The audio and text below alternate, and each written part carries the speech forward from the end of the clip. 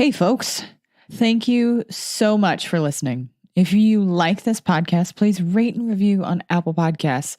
It really helps us get seen by as many eyeballs as possible. You can also directly support Sex Talk as a super fan on Patreon. Just go to patreon.com/Sex Talk with Erica Miley.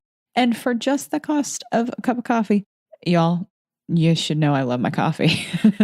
You help Sex Talk with editing, hosting, and getting the word out to others just like you.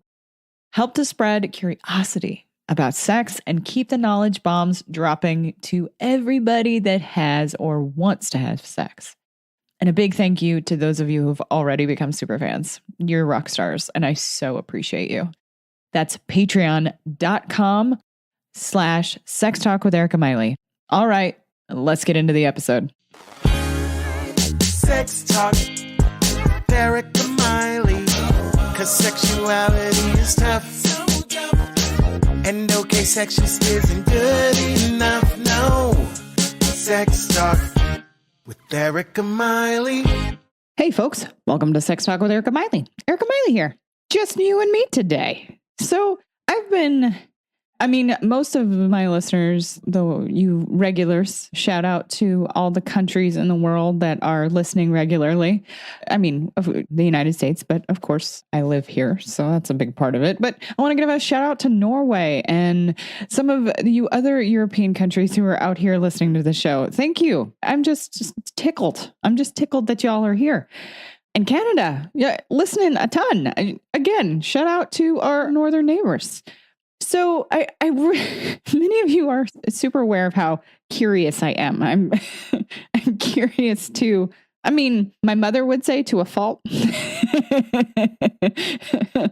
I think I get curious about lots of different things and then want to do extensive research on that thing for ever.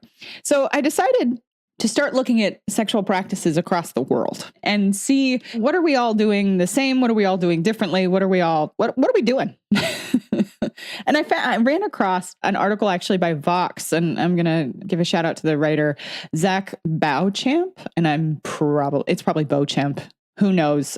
Zach, I apologize. I'm going to tag you and you can send some hate my way if I'm saying it completely wrong. But shout out to you. This article is really, really, really great. And I'm going to put it in the show notes so that you all can take a look at it because the charts in it are fantastic. Essentially, Zach does an entire article about the face of what we're doing across the world when it comes to sex. Lots of charts here.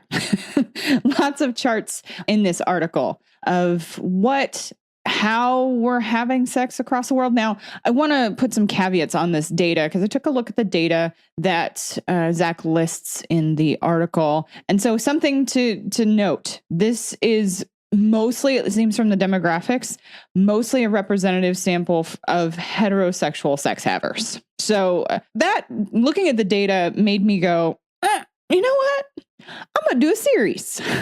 So I'm going to this is like the general episode where I'm just going to introduce what we're seeing, not only in this article that Zach talked about, but I want to talk to each of you. I want to talk to you across the world. I want to see how we're having sex, what education we all got, what we're all getting. I know in one of my early episodes, I talked about the sex education across the United States, which is big surprise, shitty, but I really want to hear from all of you, hear from experts across the world, but also just hear from you across the world, what you've experienced as far as sexuality, sex education, all of the sexual health knowledge across the world just seems to vary very widely, and our experiences are varying widely. So a lot of this data in this article is from Durex, which is a condom company. So keep that in mind. Again, like I've said this before, sexual health research is often not invested in across the world. And when it is, it's sometimes supported by companies that have a benefit at the end of getting that data, right? Like Durex is a condom company. Obviously, they are a company that benefits from having data on people's sexual health. So kind of much like Pornhub's big thing that they do every year, looking at all the data they've collected on all of us from across the world on what we're looking at on their website. So keeping this in mind that there is a goal with this data, but the data that they did do was methodology. Words are hard, y'all. Especially on a Sunday, that's when I'm recording, methodologically rigorous. So what that essentially means is that there's a pretty large sample size and they used online polls to capture a representative sample. Now, that also means a representative sample means that they have polled lots and lots and lots of people, and specifically heterosexual sex havers from a number of countries. And so we can guess based on the amount of data from these various countries that it is a sample size that is enough to tell us something about people's general practices. So keep in mind, this doesn't take into account gender equality. This doesn't take into account people from lots of different sexual identities. So that's actually one of the big reasons why I wanted to turn this into a series, because I really want to hear from all of you. I want to hear from lots of different identities. I want to hear about how you are encountering sex, not only in your own lives, but in the country that you live in. So keep your eyes peeled for the lots of different countries. I'm also going to try to turn this into a video series. So keep your eyes peeled. But let's get started into what we know from the data from Durex. So it appears that people in Nigeria and Mexico are having some of the the more exciting sex. And so they actually took a look at across the globe and they created a map of global excitement. I'm just like, yeah, that's great. And apparently, sorry to the French. I love your food, just saying, but y'all aren't living up to the reputation. That's a stereotype of being great lovers, right? So at least that's what they tell us in the movies, that the French are great lovers. But apparently in regards to who's having the most exciting, reporting the most exciting. So this is by self-report. So keep that in mind as well, right? There's some biases here. Exciting in quotation marks. The US and Canada are in their 41 to 50% likely to have or report a sexually exciting life. But Russia is reporting 71 to 80%. And so are Nigeria and Mexico, 71 to 80% of their population, at least based on the data that Durex collected, are reporting a sexually exciting life. So, I mean, we don't know. This is self-report, right? So we don't know what they're classifying for themselves a sexually exciting life. But it is apparently, based on what Durex found, they tend to be much happier with their sex lives and they feel more respected during sexual acts. I mean, take this as you will, but I think that's pretty interesting perspective. The percent they actually looked at across this data, the sexual well-being survey, that's what the survey they used, the percent of people who feel respected during sex, they actually put this in a chart as well. And Mexico was some of the highest with 88%. And Brazil was not far behind it with 83%. Spain, not all that far either, 80%. And the next 6 highest countries at average 72%. So respect during sex really doesn't fully explain excitement on its own. I mean, let's be real about that. It doesn't. But it does help explain maybe a part or some of what maybe makes a country potentially more willing and how Zach puts it, more excited about sex. But I mean, it is, again, self-report. We do not know how they're defining excitement here, but it is fascinating nonetheless.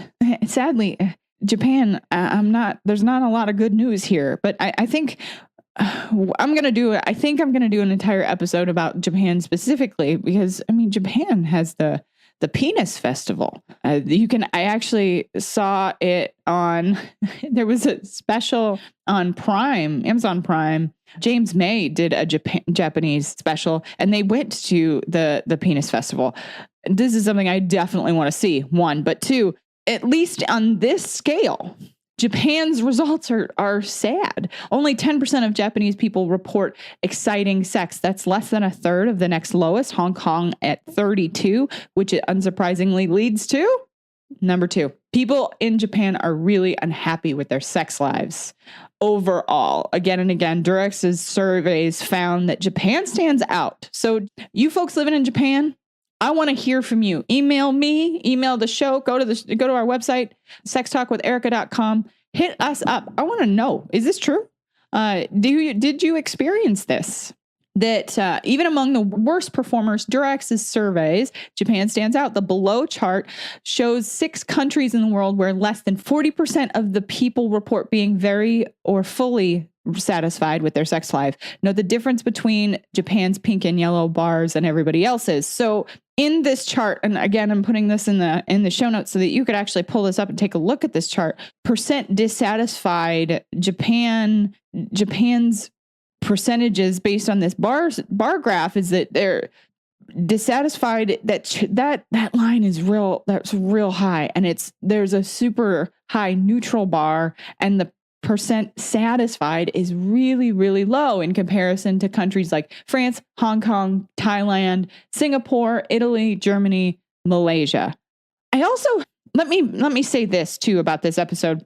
I don't even want to pretend like I am an expert in cultural sexual practices or education across the world. That's actually why I wanted to do this series, because I feel like I don't know.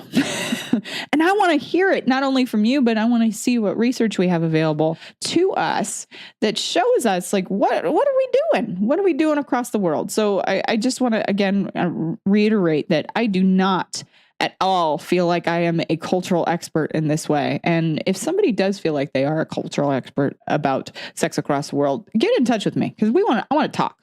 Let's chat. So Zach goes, the writer of this article, kind of has a guess about Japan's sexual woes. He puts here in the article is that they're just not doing it, or just not having sex. 34% of Japanese folk report having sex weekly. The next lowest country, somewhat unsurprisingly, big surprise, is the United States. We're right there with you, Japan. Reports a weekly 53% sex rate, though this isn't the only indication of sexual satisfaction. 76% of Italians are having sex weekly, and they're still near the bottom of the satisfaction pack. So just because you are having sex frequently doesn't mean you are satisfied. And I wonder, that's Zach's perspective in his article. I actually wonder, this is just based on the many, many humans that I have talked to across the United States. I have to wonder if our expectations for what sexual encounters or sexual acts can do is skewed. I do have to wonder with what we think sex is versus what sex can be are two very different things. And that's why maybe our satisfaction may vary.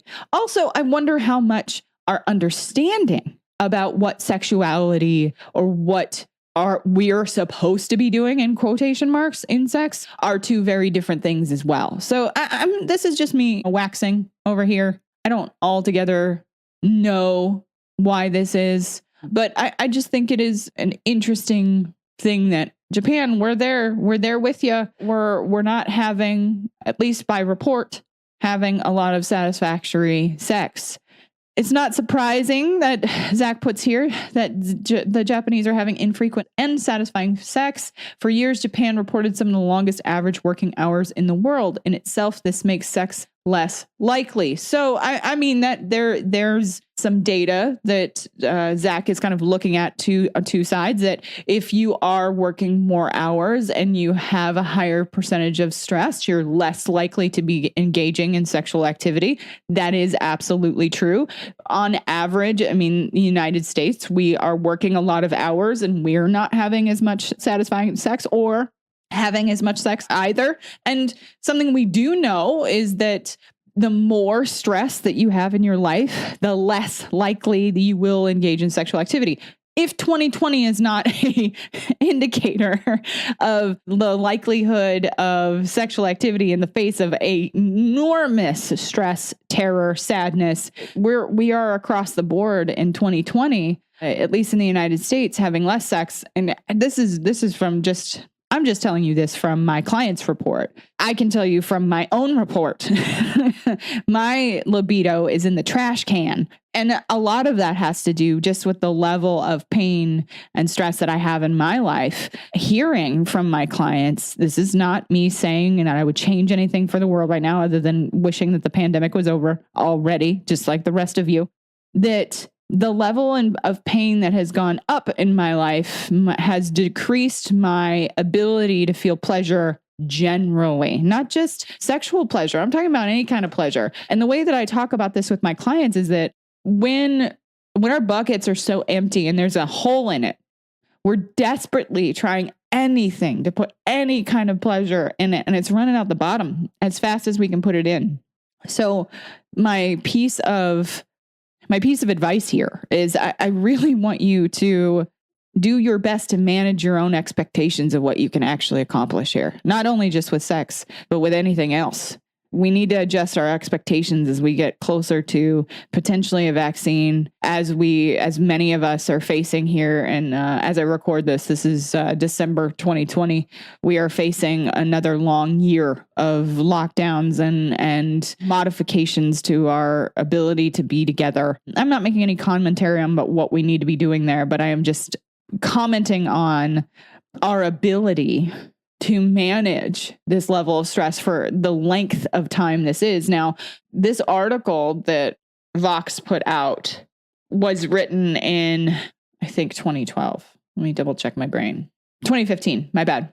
It was updated in 2015. So obviously, a very different period of time. And I have colleagues who are out here doing research on sex during 2020 that, guess what? I'm going to do an entire episode once we have some of the data. I might even bring some of those colleagues in to talk about that, because this 2020 we got an asterisk on 2020. It is a different year, to say the least.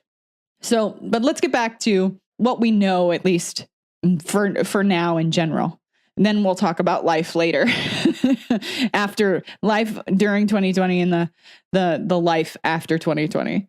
The orgasm gap is real. So I do want to talk about this, because this is common.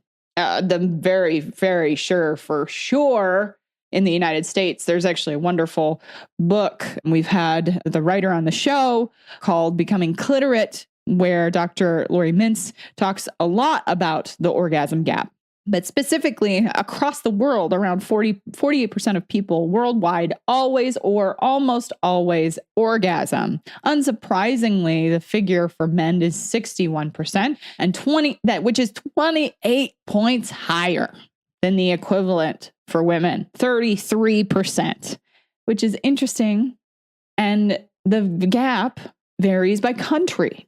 So there is, here in this article, there's a global orgasm gap map.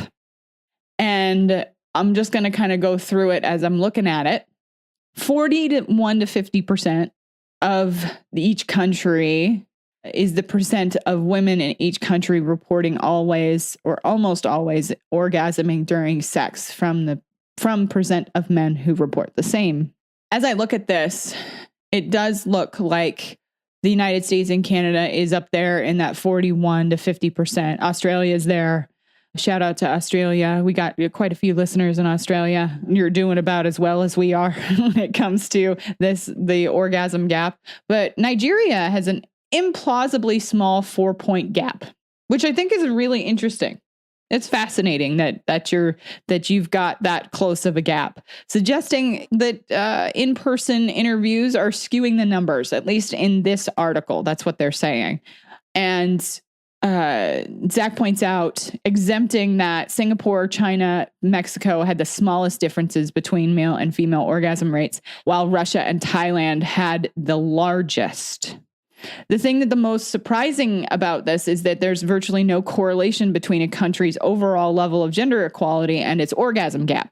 Let's pause there. That's an interesting finding.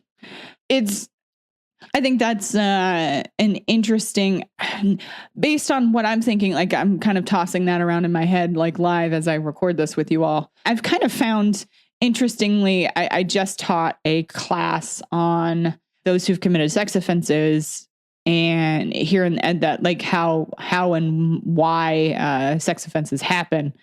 And it appears, at least from the information that I was looking at, that it doesn't matter if you are an egalitarian country or not, the level of sex offenses that happen in that country don't go down based on whether or not the country is egalitarian or not. At least that's what we're finding for now. I think it might be interesting to see if we've tracked this across time to see if that actually is the case. So I wonder if that is something to look at here too, is that do sex crimes go up or down? And does the orgasm gap go up or down over time? I mean, we could do that study. A study across time. That's called a longitudinal study for those of you who are unfamiliar with research. Hey, quick break from the action. Sorry for interrupting y'all, but it's important to acknowledge that life has become seriously difficult for many of you these days. With the world feeling chaotic, I mean, I don't know about you, but a pandemic sure did it for me. So many big feelings about all of it and the state of our world. It's impacted our daily lives. It's hindered us from planning and interrupted our mental and sexual health. I just want to take a minute to remind you that I'm not just a sex nerd. I'm a mental health therapist, and I have a team of other like-minded, badass therapists that are able to help you out. All my therapists are experienced and have been trained around sexuality, along with direct consultation with me if they need it. My mental health practice is completely online, so you can stay your butt at home and you don't have to park anywhere. It's really great that way. With the lighter restrictions because of the pandemic, we're able to serve more people all over the United States and expats living all over the world and immigrants from all over the world. Just head to mentalandsexualhealth.com and sign up for a free consultation. I'm adding more highly trained therapists regularly, all comfortable with talking about sex. Again, that's mentalandsexualhealth.com. Okay, let's get you back to the show. We could look at over 25 years. We could look at the orgasm gap and the level of number of sex offenses in the country and see how much it changes over time based on whether or not the country is an egalitarian country or not. I think that would be fascinating. It would be some fascinating information we could find from that. Again, here's my curiosity. I keep me and my cohort, while I'm getting my clinical sexology PhD, we're constantly talking about like, oh, there's another research project that we could find because we don't have enough research in the sexuality field. This is in relation to other fields that there's tons of years of research on sexuality. We're still babies. We're still babies in comparison to some other fields. So there's a ton of work to be done. So any of you who are thinking about joining the sexuality field in whatever regard you'd like to, there's a ton of room out here. There's tons of things to learn. There's tons of information to find out because we're just now getting to figure this out and we're finally getting some openness. Not a lot. We're finally getting some openness to potentially get some of this data. And the internet has actually given us a lot of that freedom. So +1 to the internet. Coming back to what we're seeing overall, Turkey has an alarmingly high STI rate. I don't want to just point out Turkey. There's actually when I'm looking at this chart, there's quite a few countries out here that have an alarmingly high STI rate. And the United States and Canada are right up there with Turkey. Well, let's see here. This chart is the percent of people who have never had an STI rate. So rewind. That's my bad. I was reading the chart wrong. So 51 to 60% of people in this chart that have never had a STI. At least this is based on self-report. Remember, this report in particular, I imagine is skewed just based on the level to which that we are ashamed as humans of STIs or having had them. I have done episodes on this show just on people's. I know I've done an episode on the show of someone actually talking about having an STI, and the people's likelihood of reporting that they've had an STI is different here. So Turkey, you either have an alarmingly high STI rate or you're just the most honest, which just based on the sheer amount of STIs that there are in the world and the likelihood that someone will get one is very, very high. So I tend to believe that, Turkey, you're probably just more honest than the rest of us. So this chart says that this is the percent of people who've never had it. The United States and Canada, we're talking about that 80-90% of us have never had it. I think that's some bullshit, to be completely honest. Europe is right there too, saying that you've never had one. Australia, you're saying 80-90% of people who are saying they've never had one. When we know just based on medical data that that's not true. So I think there's something wrong with this data. Durex, I don't think that you would have necessarily foreseen this.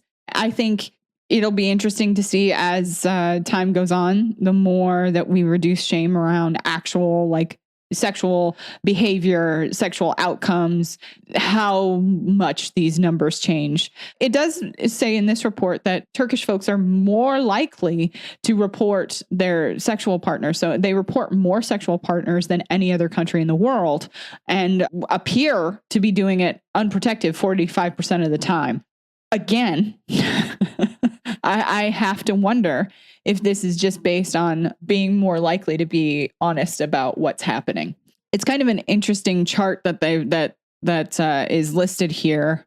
The chart looks like it's from foreignpolicy.com. Norway, you're more than 70% of Norwegians admit to having had unprotected sex without knowing a partner's history, contributing to the country's whopping 21% rate of sexually transmitted infection. Let's see here. Israel, the typical Israeli lose virginity. We say sexual debut, has their sexual debut at 16 years old, with a national average of 10 sexual partners. And let's say Israel and Japan, Bulgaria, and Italy are all right there clustered together. Thailand and Britain are right there too. So we're not alone here, folks. Even though if I shout out a country name, it's not because they're unique or a outlier. It's these folks on this chart are all lumped together. This is interesting data because this matters to Durex, right? This specific one matters to Durex. Durex is a condom company.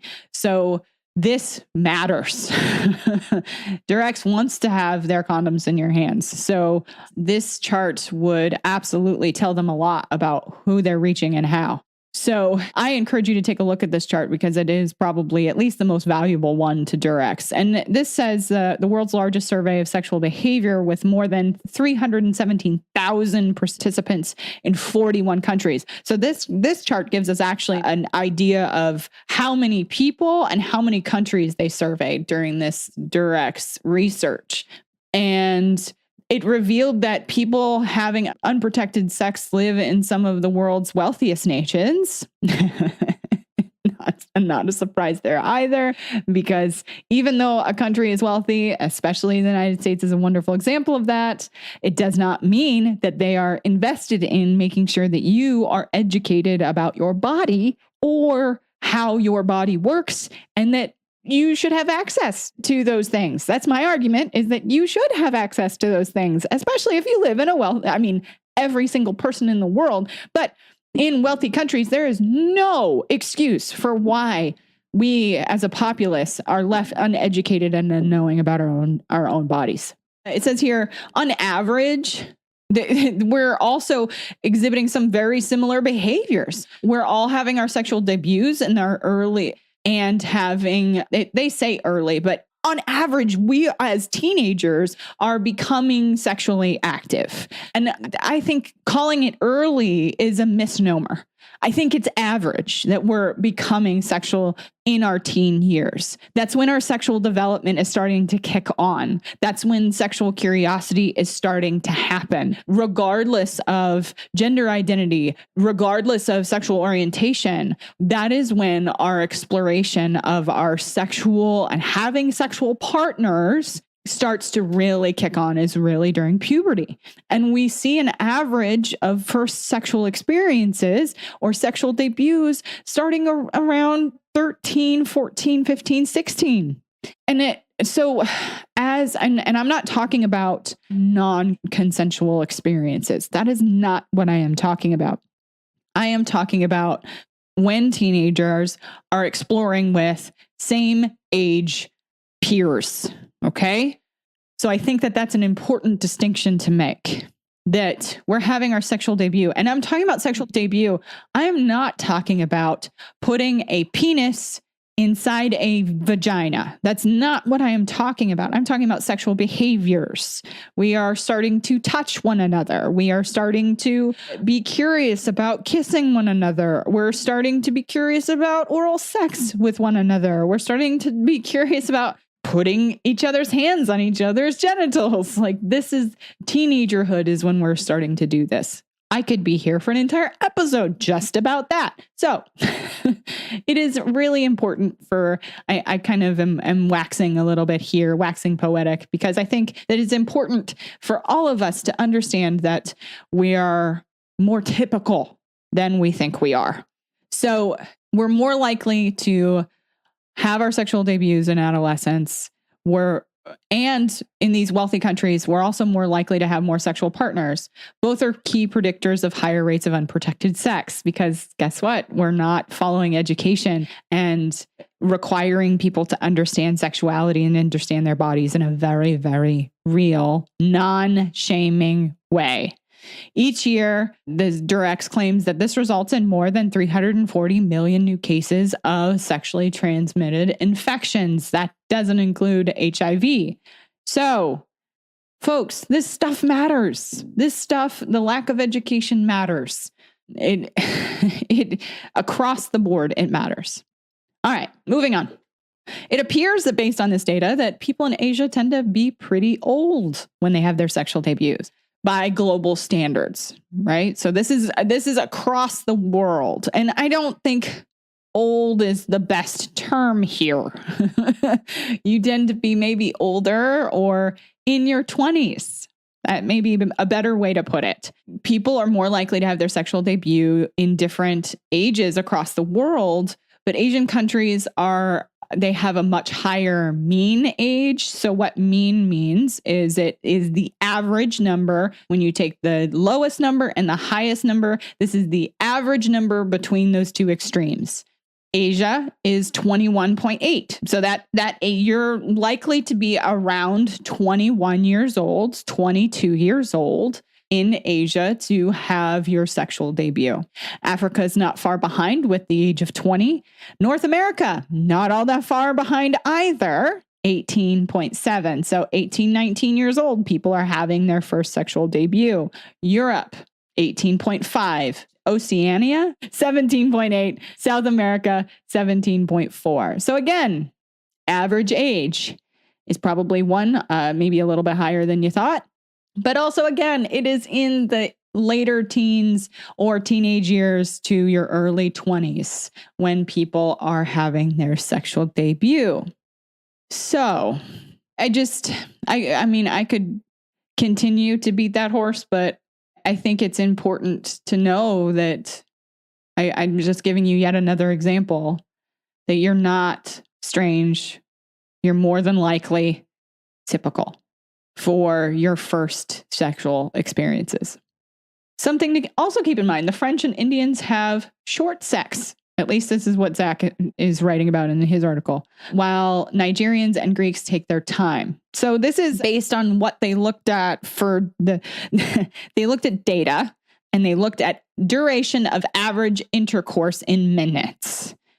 So there's a lot to consider here. So my first question is, what does this mean? What does this mean are we talking about were they looking at average time based on from when you start touching one another to when you stop touching one another? Are we talking about when you put a penis in an orifice? Into a hole on the body. I'm not sure exactly how they measured this. So, but we're going to go with it. It says they looked at average based on minutes. The low number here, this does not mean it is low in general, but this is just based on this chart. 13.1 minutes to 15 minutes, all the way up to, on the highest part of the chart, is 21.1 plus minutes. The average, it looks like in some of the largest countries, US, Canada, Russia, lots of Europe, Australia, is right smack dab in the middle, 17.1 to 19 minutes. And this is actually based on this data falls in line to what we see really by not only just self-report, but what we see across data, across other research, is that average sexual encounters are not all night long in quotation marks, as people would love us to think. The average sexual encounter is really from 10 to 20 minutes. That is with 2 or more partners. That is the average. So this data is actually falling within the average of what we see when people report generally.